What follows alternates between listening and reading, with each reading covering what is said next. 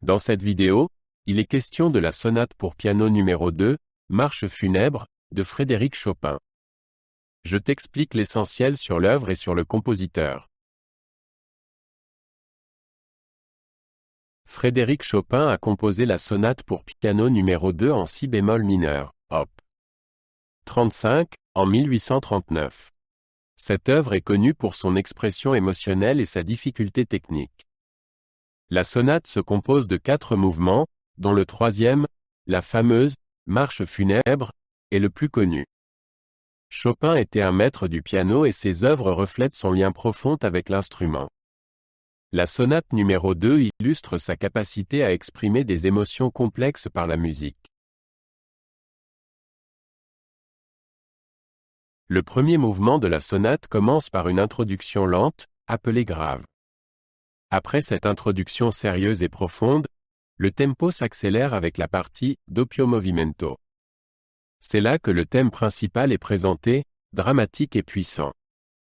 Ce mouvement montre la capacité de Chopin à créer des contrastes entre des ambiances sombres et vives. Les défis techniques pour le pianiste sont particulièrement élevés dans ce mouvement. Dans le deuxième mouvement, le scherzo, Chopin utilise des mouvements rapides et bondissants qui rendent le morceau vif et dansant. Ce mouvement contraste fortement avec le précédent en offrant une ambiance presque espiègle et ludique. Les courses rapides et les changements brusques sont typiques des scherzos de Chopin.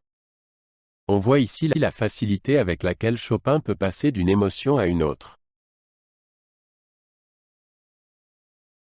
Le troisième mouvement, Marche funèbre, est l'une des marches funèbres les plus célèbres de l'histoire de la musique.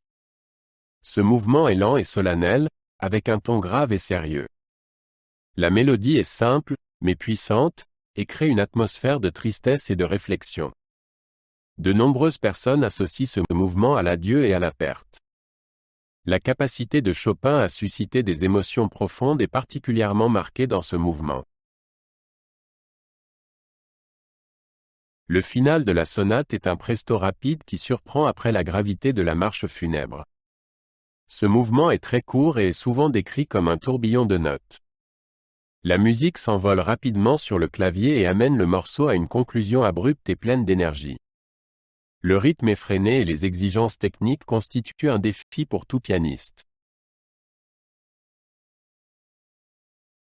Chopin a un style musical unique qui se caractérise par sa profondeur émotionnelle et sa précision technique.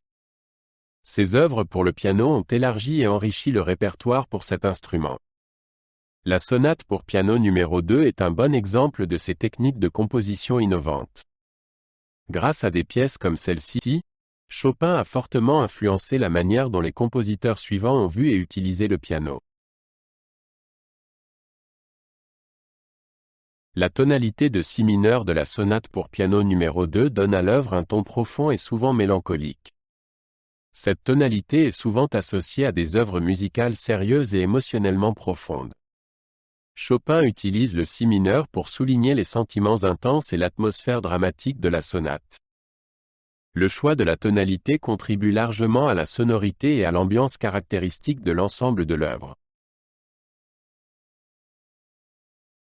Jouer la sonate pour piano numéro 2 est un grand défi pour les pianistes. Les exigences techniques sont élevées dans les 4 mouvements, mais la profondeur émotionnelle doit également être transmise par le joueur.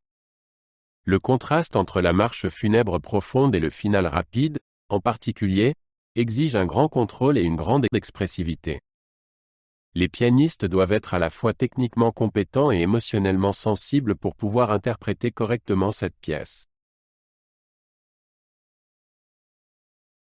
La sonate pour piano numéro 2 est l'une des œuvres qui ont consolidé la réputation de Chopin comme l'un des grands compositeurs pour piano. Aujourd'hui, la sonate occupe une place centrale dans le répertoire pour piano et est régulièrement jouée en concert et lors de concours. Sa profondeur émotionnelle et sa difficulté technique en font l'une des pièces préférées de nombreux pianistes et mélomanes. Cette pièce montre toute l'étendue du génie musical de Chopin.